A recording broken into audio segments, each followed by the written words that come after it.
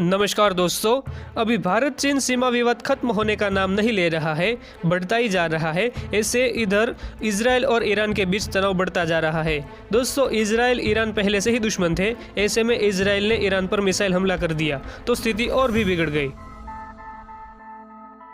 अब दोस्तों, Iran Israel पर पलटवार करने के लिए तेहरान में लगातार बैठक पर बैठक करे जा रहा है।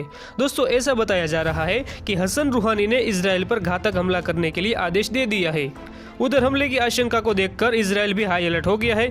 दोस्तों, अब दोनों देशों की स्थिति को देखें तो ऐसा लग रहा है कि कहीं भीषण युद्ध न हो जाए। दोस्तों, युद्ध की आशंका तभी से देखी जा रही थी जब इजराइल ने F-35 के जरिए ईरान के मिसाइल सेंटर पर हमला किया था और वो तबाह हो गया था। दोस्तों, मिसाइल सेंटर तबाह होते ही ईरान का परमाणु शक्ति बनने का बरसों पुराना सपना मिट्टी में मिल गया। अब दोस्तों, ईरान के लिए एटमी ताकत बनने का सपना बहुत पीछे चला गया है। दोस्तों, बताया जा रहा है कि इजराइल ने जहां पर मिसाइल हमला किया वहीं से ईरान परमाणु परीक्षण करने वाला था और वहां पर ही पूरा परमाणु कार्यक्रम चल रहा था। दोस्तों, ईरान ने कहा है कि उसके यूरेनियम संवर्धन केंद्र पर जो कथित साइबर अटैक हुआ है वह जल्द ही उसका बदला लेगा। दोस्तों, कहा जा रहा है कि ईरान ने इजराइल और अमेरिका के हमले के डर से अपने परमाणु अड्डे को जमीन के अंदर बनाया था। इसके बावजूद भी इजराइल का मिसाइल वहां तक पहुंच गया।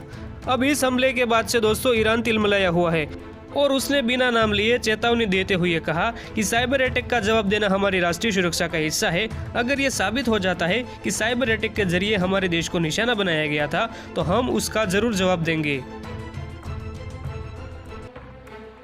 दोस्तों, आपको बता दें कि इजराइल को जवाब देने के लिए ईरान लगातार रणनीति बना रहा है। तेहरान में लगातार बैठक पर बैठक करे जा रहा है और कहा जा रहा है कि ईरान कभी भी पलटवार कर सकता है। देखने वाली बात यह है कि अब इजराइल एक परमाणु संपन्न राष्ट्र है और ईरान के पास अब भी परमाणु हथियार नहीं है। अब कई एक्सपर्ट का मानना है कि ईरान इजराइल पर जवाबी हमला नहीं कर सकता क्योंकि इससे युद्ध शुरू हो सकता है। तो क्या ईरान इजराइल पर अब एक्शन नहीं लेगा?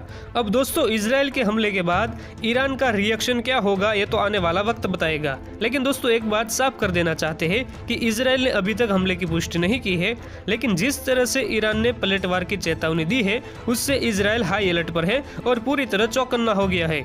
क्योंकि कासिम सुलेमानी की हत्या के बाद अमेरिका पर ईरान ने जिस तरह से पलटवार किया था, जिस तरह से हमला किया था, उसी तरह इजराइल पर भी पलटवार की पूरी आशंका है। दोस्तों, आपको पता ही होगा कि कासिम सुलेमानी की हत्या के बाद ईरान ने अमेरिका को जबरदस्त चोट पहुंचाई थी।